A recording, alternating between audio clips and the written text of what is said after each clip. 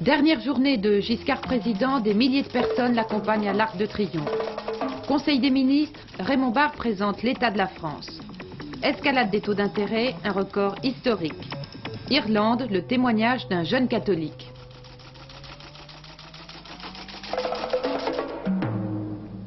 Messieurs, bonsoir. Entracte à l'Élysée, pièce en 2 tableaux, fin du premier acte, le drapeau qui flottait sur la présidence de la République et qui portait la marque personnelle de Valéry Giscard d'Estaing vient d'être amené il y a tout juste une demi-heure. Dernière manifestation du septennat Giscard.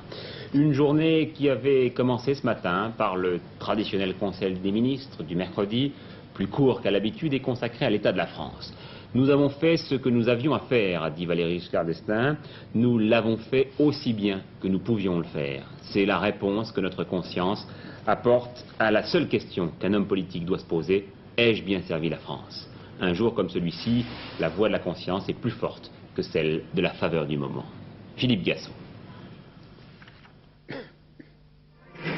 Valéry Giscard d'Estaing à l'Élysée passe en revue un détachement de la garde républicaine. Il est 19h30.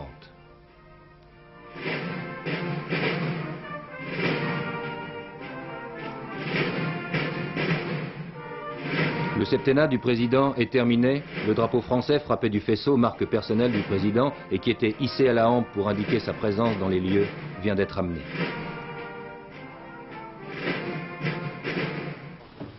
Ce matin, comme tous les mercredis, les ministres sont venus participer au dernier conseil à l'Élysée.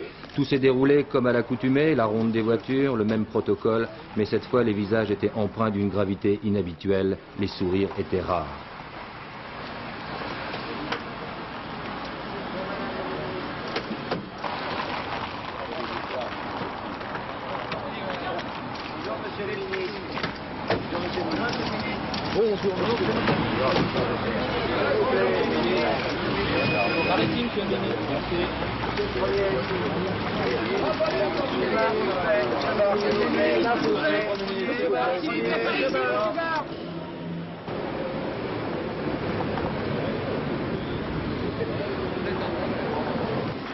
Pour la dernière fois, les journalistes ont été admis dans la salle du Conseil des ministres où sera exposé par Raymond Barre le bilan du septennat.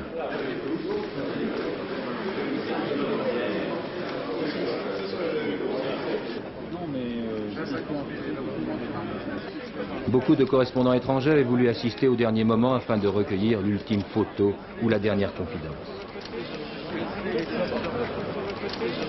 À la fin du Conseil, le président s'est levé et est venu saluer chacun des ministres individuellement en disant à chacun un mot personnel. Voilà tout ce qu'il y a.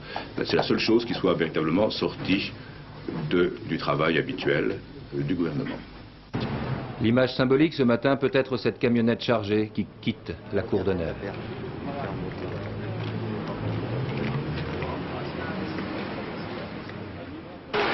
C'est comme il a commencé son septennat que Valéry Giscard d'Estaing a voulu le terminer. Arrivé en voiture en haut des Champs-Élysées, il a continué à pied, entouré par une foule de fidèles, jusqu'à la tombe du soldat inconnu. Le dernier geste officiel aura été de ranimer la flamme. Après la cérémonie, cette même foule a porté le président sortant jusqu'à sa voiture encerclée que le service d'ordre a dû dégager.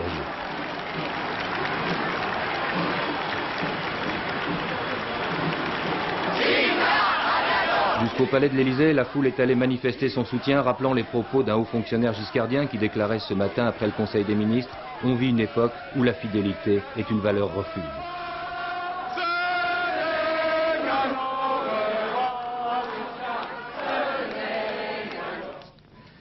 Demain donc, on reverra Valéry Giscard d'Estaing à 9h30 accueillir son successeur François Mitterrand sur le perron de l'Élysée. Après un entretien d'une vingtaine de minutes, le président élu raccompagnera le président sortant. Il recevra le collier de grand maître de la Légion de l'Ordre de la Légion d'honneur et prononcera une brève allocution. Ensuite, ce sera la remontée des Champs-Élysées en voiture découverte à partir de 12h30 et puis le dépôt d'une GEA sur la tombe du soldat inconnu. Il déjeunera avec des personnalités amies, françaises et étrangères. Ensuite, François Mitterrand sera invité dans l'après-midi à 17h15 par le maire de Paris, Jacques Chirac, et puis il ira se recueillir au Panthéon sur les tombes de Jean Jaurès et de Jean Moulin. Le Panthéon que nous présente Georges Bégaud. C'est par la rue Soufflot que le président de la République se rendra au Panthéon. Une rue du Paris étudiant que François Mitterrand empruntera à pied pour allier symboliquement dans son hommage la jeunesse vivante, les forces de l'espoir, au souvenir des grands hommes de la liberté qui habitent ce lieu, témoin de l'histoire de la France depuis 15 siècles. Un premier vœu, celui de Clovis, au début du VIe siècle, aboutit à la construction, sur cet emplacement, d'une basilique Sainte-Geneviève, patronne de la ville de Paris. Cet édifice connaîtra des fortunes diverses et tombera en ruine au début du XVIIIe siècle. Louis XV, alors gravement malade, se mit sous la protection de Sainte-Geneviève et fit le vœu de reconstruire l'église abbatiale. À l'instigation de la Pompadour, il confia cette œuvre à l'architecte Jacques-Germain Soufflot. Celui-ci réussit à harmoniser 3 influences diverses, l'Antiquité, le gothique et la Renaissance italienne. Pour l'anecdote, ce sont les bénéfices de la loterie nationale de l'époque qui permirent la construction de ce monument qui ne s'appellera le Panthéon que sous la Convention nationale qui décréta le 4 avril 1791 qu'il deviendrait le temple laïque et perdrait ses fonctions religieuses. Voltaire, philosophe dénonciateur du fanatisme et de l'intolérance, fut le premier à y entrer. Son cortège suivit le chemin de la liberté de la Bastille au Panthéon en passant par la Concorde. Ce n'est qu'en 1885, à l'occasion des funérailles de Victor Hugo, que la Troisième République en fit ce que nous connaissons de nos jours, un panthéon au culte uniquement patriotique. Des hommes comme Zola y avaient tout naturellement leur place. Et Jaurès y entra entre 2 haies de mineurs de Carmaux, dont il était le député. En s'inclinant devant le tombeau de Jaurès, le président Mitterrand rendra hommage au père français du socialisme et peut-être aura-t-il en mémoire ces quelques mots de l'humaniste qu'il fut.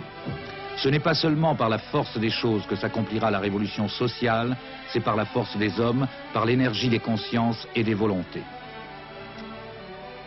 François Mitterrand se recueillera également devant le tombeau de Jean Moulin, qui fut le dernier grand homme accueilli au Panthéon en 1964. André Malraux, souvenez-vous, prononça à cette occasion l'un de ses plus illustres discours.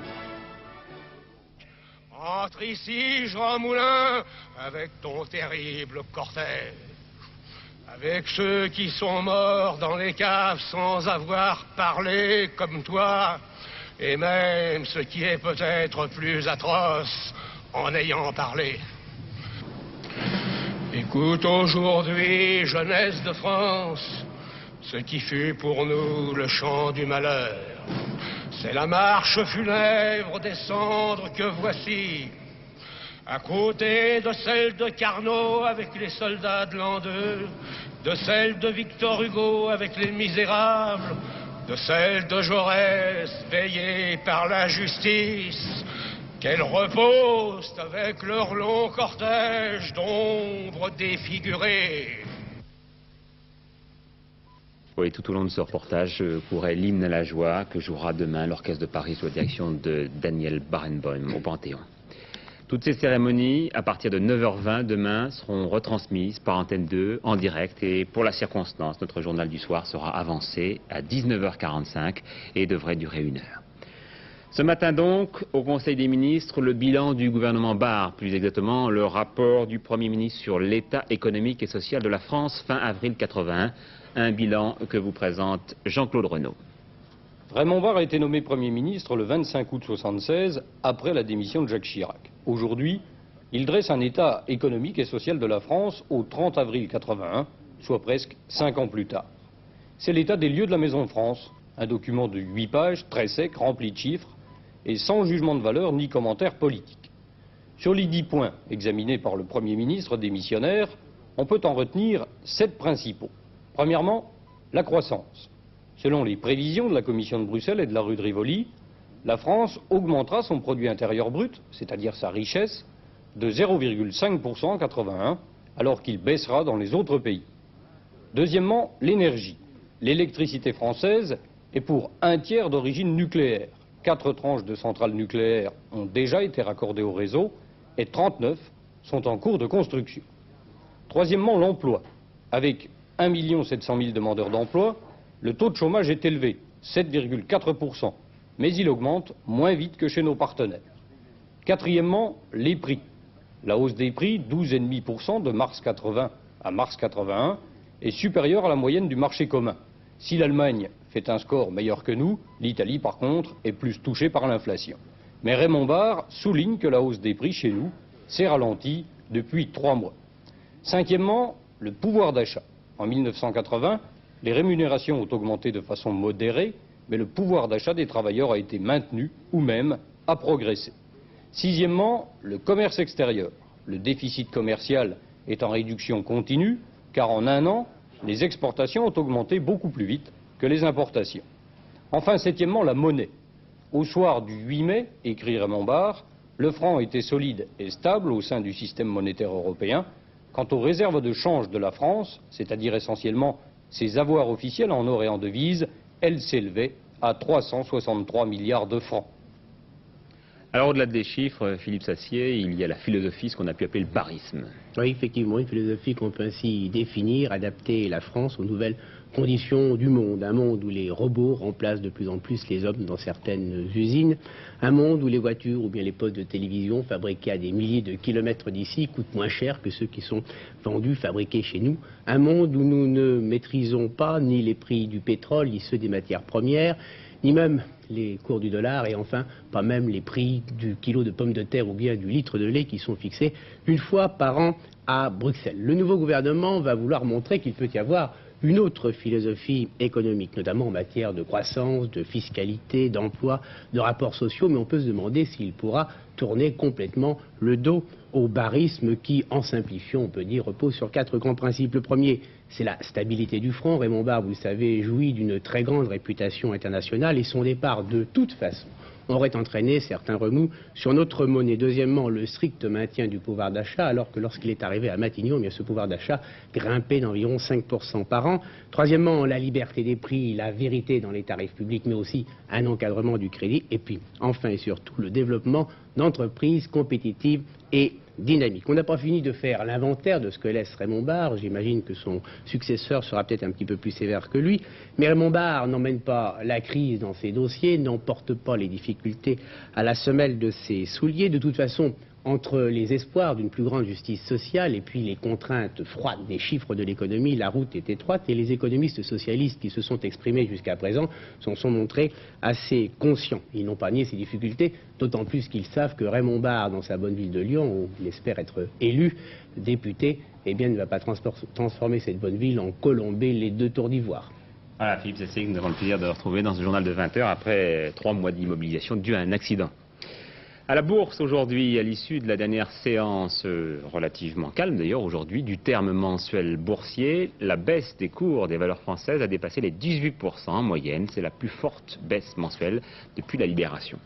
Et puis, ce qui intéresse beaucoup les milieux financiers en ce moment, mais aussi les particuliers, c'est l'escalade des taux d'intérêt. Pour la 2e fois en 8 jours, relèvement du taux de base des banques, ce que l'on appelle le loyer de l'argent, 15,75% aujourd'hui. Alain Doubesky.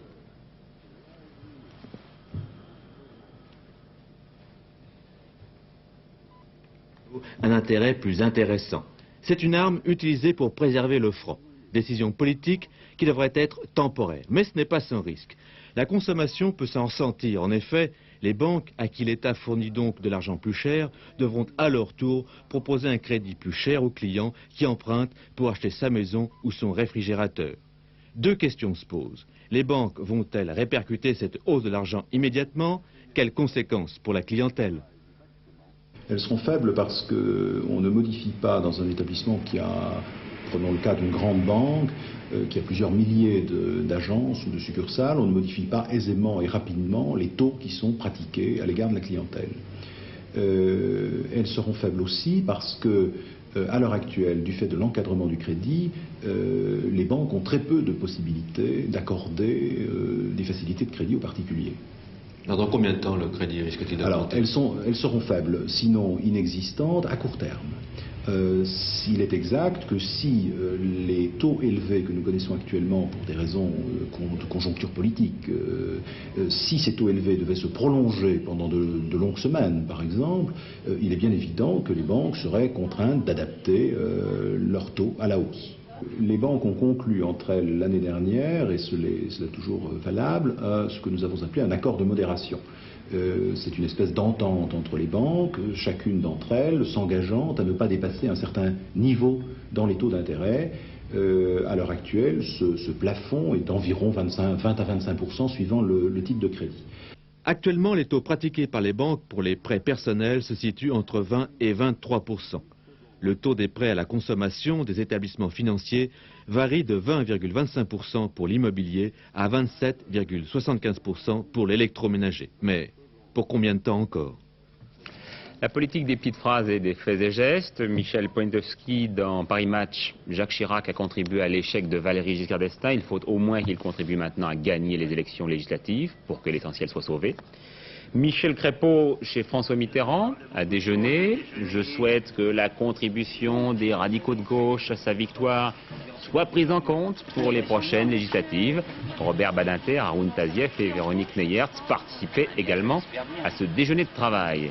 Ce matin, François Mitterrand avait aussi reçu Michel Jobert, Maurice Faure, Pierre Joxe et Jean-Pierre Cox. Brice Lalonde écrit à François Mitterrand pour qu'il fasse voter la proportionnelle. Cela permettrait à une jeune formation comme la nôtre d'apporter une contribution originale aux travaux de l'Assemblée, dit-il. Enfin, Force ouvrière a été reçue ce matin par l'antenne présidentielle de François Mitterrand. J'ajouterai que devant l'UNESCO, ce matin, Lionel Jospin a amorcé le changement de cap de la politique française à l'égard de l'Afrique du Sud en confirmant l'adhésion du PS au principe des sanctions. Lionel Jospin préconise ainsi l'arrêt de tout commerce avec la Namibie et notamment de l'importation d'uranium.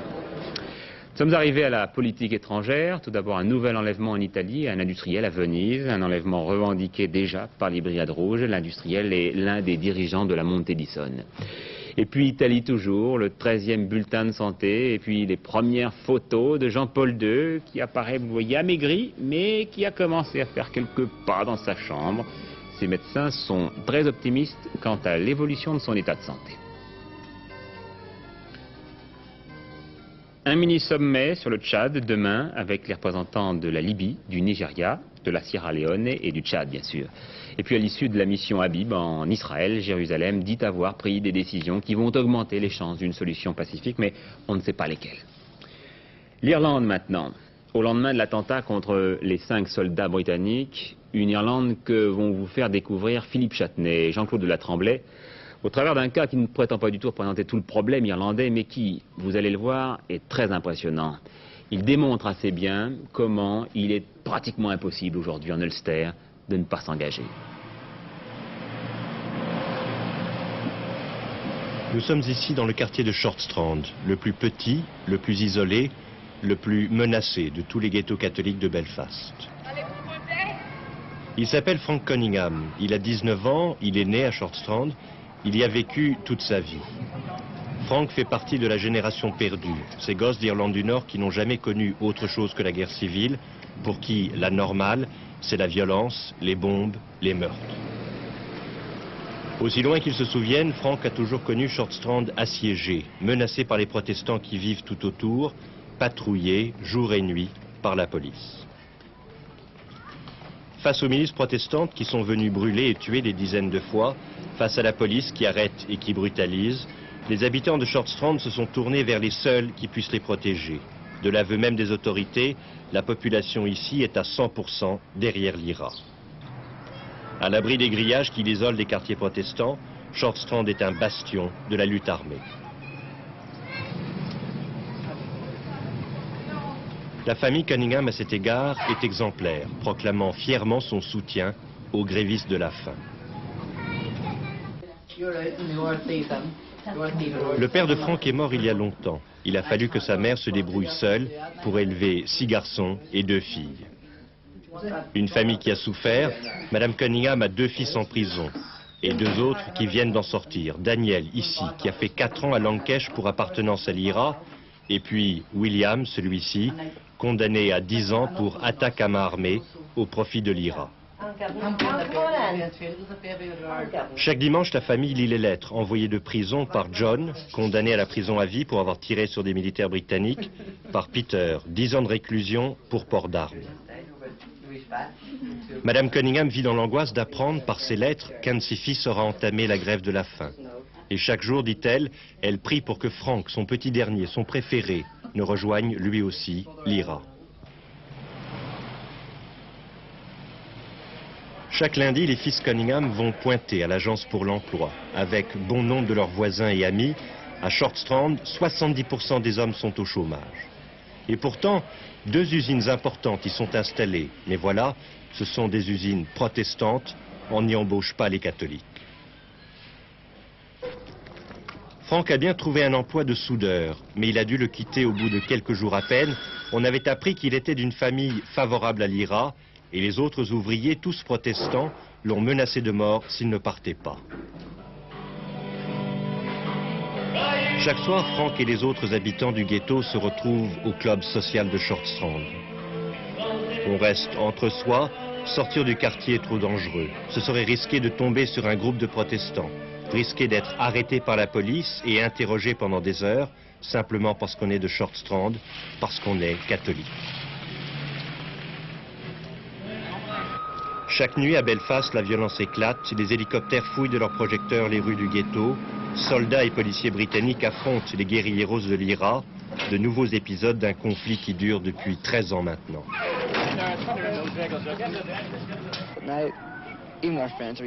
Ce n'est plus possible maintenant de rester passif, avec les grévistes de la faim qui meurent, avec la police qui nous humilie. Tous mes amis ont rejoint l'IRA, alors je crois que moi aussi, je devrais m'engager. Malgré les risques, malgré le fait que vous pourriez mourir. Ça n'a pas beaucoup d'importance vraiment que l'on soit tué, quand on regarde ce qu'est la vie ici.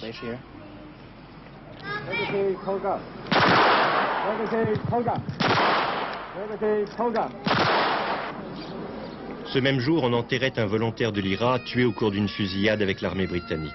Franck, comme tous ceux qui choisissent la lutte armée, savent bien qu'il n'y a que 2 fins possibles, la prison ou le cercueil escorté jusqu'au cimetière par les camarades de lutte. Et pourtant, les volontaires ne manquent pas. Ceux qui tombent sont aussitôt remplacés et le cycle atroce de la violence continue en Irlande du Nord. Un incident à Fessenheim, une fuite de la taille d'une tête d'épingle, ont dit les autorités de la centrale. Cela n'aura aucune répercussion sur l'environnement. La CFDT conteste. Justice à 24 heures du verdict dans l'affaire Poletto. Un véritable rebondissement que nous explique Paul Lefebvre. Au départ, le dossier Poletto était une affaire bien ficelée, comme on dit parfois. André Poletto a avoué avoir tué sa fille et tout le monde était d'accord pour penser qu'il en avait auparavant abusé. Les 2 faits additionnés lui faisaient risquer la peine de mort. On ne peut pas avancer un seul centime de pari à Aix contre ce soir. Et puis voilà qu'au détour de l'audience, aujourd'hui, on découvre qu'une pièce du dossier a disparu et qu'il n'existe finalement aucune preuve formelle, juridiquement établie, que le père a violenté la fille. Alors on regarde du côté de l'oncle, mais il n'y a pas de preuve non plus. Résultat, s'il y a doute de ce côté-là, le père, dont il est admis qu'il a tué sans préméditation, le père ne risque plus la peine de mort. C'est la loi. Reste ce soir à Aix l'image d'une famille trouble, de personnages au seuil du déséquilibre, dont les amours perturbés, les désirs inavoués et les pulsions soudaines se concentraient sur une enfant de 10 ans qui avait bizarrement le pressentiment qu'elle mourrait jeune. Verdict sans doute demain soir. Tout à l'heure, le Conseil d'État s'est déclaré incompétent dans un nouveau développement de l'affaire Mauvillain. Guy Mauvillain voulait faire casser une décision du ministère de la Justice qui avait refusé d'engager une procédure de révision de son procès. Une industrie qui marche bien en ce moment, celle des répondeurs téléphoniques. Le parc n'a cessé de s'étendre depuis quelques mois. Pourquoi? Comment? Patrick Esther. Marc Simon est reporter photographe. Il est absent une centaine de jours par an. Lorsqu'il rentre chez lui, sa première occupation, écouter son répondeur téléphonique. Allô Marc, c'est Patrick. Je voulais savoir si c'est toi qui avais gardé les photos et les films d'Afghanistan du mois d'août dernier. Pour Marc, le répondeur téléphonique est un outil de travail indispensable au même titre que son appareil photo. En 1980, les Français ont utilisé 300 000 répondeurs. Et encore est-ce là le chiffre officiel, car bon nombre de particuliers ont rapporté leur équipement des États-Unis, de Taïwan ou de Djibouti. Pourtant, malgré ce marché parallèle, le parc des répondeurs officiels a plus que doublé l'an dernier.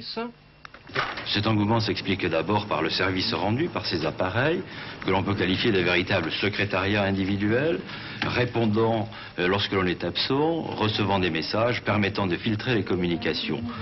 Mais cet engouement s'explique aussi par l'évolution récente des prix qui sont aujourd'hui divisés par 2 ou par 3 selon les modèles. C'est ainsi que ce répondeur enregistreur coûte aujourd'hui 1600 francs, toutes taxes comprises, alors que son prix était triple il y a quelques mois. Et vous pensez que ce prix d'attaque des répondeurs enregistreurs permettra de concurrencer efficacement les importations un peu clandestines de ce matériel? Précisément, les commandes massives qui viennent d'être passées ont pour but de positionner ces prix à un niveau comparable avec celui de la concurrence internationale.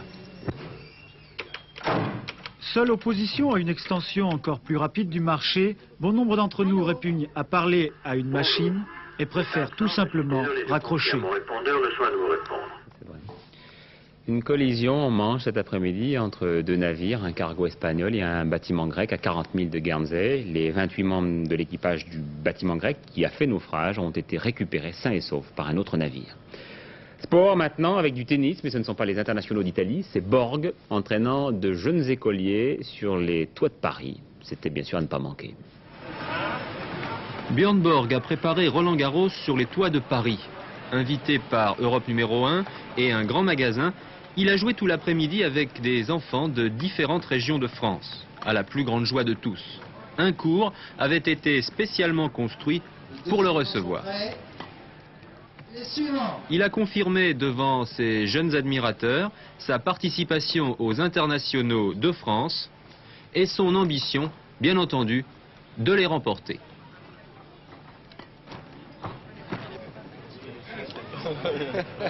Est-ce que vous connaissez encore quelques problèmes avec votre épaule? Non, plus maintenant, je n'ai plus aucun problème. Après les internationaux de Monte-Carlo, eh bien, je me suis reposé pendant 3 semaines, j'ai simplement couru et je n'ai plus vraiment aucun problème. Est-ce que vous êtes prêt à servir de la même manière? Oui, à 100%. Je me suis entraîné dans les 4-5 derniers jours, il n'y a pas de problème. Vous pouvez donc battre les meilleurs joueurs du monde. Oui, absolument. Et puis on verra bien. Et puis du jeu à 13, nous n'en parlons pas très souvent dans ce journal, et c'est hélas pour tracer aujourd'hui Dominique Duvauchel de sombres perspectives. Oui, après les violences de dimanche entre Perpignan et Villeneuve, eh bien, le comité directeur de la fédération s'est réuni aujourd'hui à Toulouse et il a décidé de frapper, dans les deux sens du terme, frapper les fautifs de ces violences et aussi frapper les esprits afin qu'on ne bannisse pas le jeu à 13 et qu'on ne le traite pas comme un pestiféré où on lui avait reproché à la fédération certaines démissions en matière disciplinaire. Dans le jargon sportif, on dit on remet les pendules à l'heure. Alors, quelles sanctions? Bon, annulation de la finale de dimanche, titre laissé vacant, exclusion du 13 catalan et de Villeneuve de la prochaine Coupe de France, suspension pour 1 an de l'entraîneur de Villeneuve, Raymond Gruppy, proposition de radiation de l'entraîneur de Perpignan, Zamora, et de son directeur sportif, José Gouache, et interdiction à vie du capitanat pour Gressec, l'international, qui est aussi capitaine de Perpignan. Vous voyez, c'est très dur. Après les incidents d'hier soir à Bastia en football, où l'entraîneur de Martigues, Yves Herbet, a été frappé cette fois par des spectateurs, il est fort probable qu'on s'achemine actuellement vers une période de durcissement, de raidissement de la part des instances sportives, qui craint sans doute que ces agressions, surtout montrées à la télévision, provoquent un grand dégoût dans le public. Oui, on l'a bien vu effectivement dans la question de temps que vous animiez avec Louis Berriot lundi. Et j'en profite pour vous dire que samedi sera sur Antenne 2 une très grande journée consacrée au rugby. Le président Ferras, Fourous, puis Jean-Pierre Rive seront nos invités dans Antenne de midi. Les 2 bandas de Béziers et de Bagnères de Bigorre, nous jouerons une aubade dans la rue Cognac-Jet. Et puis le soir à 20h30, pour la première fois, la retransmission en soirée de la finale du championnat Béziers-Bagnères. Donc, quelques chiffres, ceux du loto tout d'abord, le 4, le 6, le 18, le 29, le 39 et le 47, avec comme numéro complémentaire le 43. Les chiffres que nous propose maintenant Pierre de Bresse pour le quartet de demain, elle nous propose le 12, le 19, le 20, le 3, le 14, le 11, le 18 et le 7. Et puis avec Alain Gillot-Pétret, la météo, il devait pleuvoir aujourd'hui, non ? Oui, en explication bucolique, la ligne de nuages dont je vous parlais hier ne s'est pas réveillée, elle a traîné les pieds, elle arrive seulement sur Paris. C'est très désagréable pour ceux qui l'ont eu toute la journée, notamment à l'ouest, mais pour nous qui avons eu la chance de ne pas l'avoir, eh bien, nous avons eu davantage de soleil. En tout cas pour demain, vent dominant, temps dominant, changement de régime. En effet, nous étions dans un régime de sud, nous passons à un régime d'ouest. Pourquoi? Nous allons comprendre sur notre carte isobarique et technique, nous allons la voir tout de suite, la voilà. En effet, ici, toujours un anticyclone qui dirige sur l'Europe de l'Est, l'Europe centrale et même sur l'Est de la France. Un temps toujours chaud, mais cette dépression s'est enfoncée davantage vers l'Est. Et comme la dépression tourne dans le sens contraire des aiguilles d'une montre, comme ceci, elle dirigera sur la France demain de l'air qui viendra franchement de l'Ouest, qui sera un petit peu plus frais, parce que l'air a fait le tour, il vient du Nord, il est plus frais, et le baromètre est stable.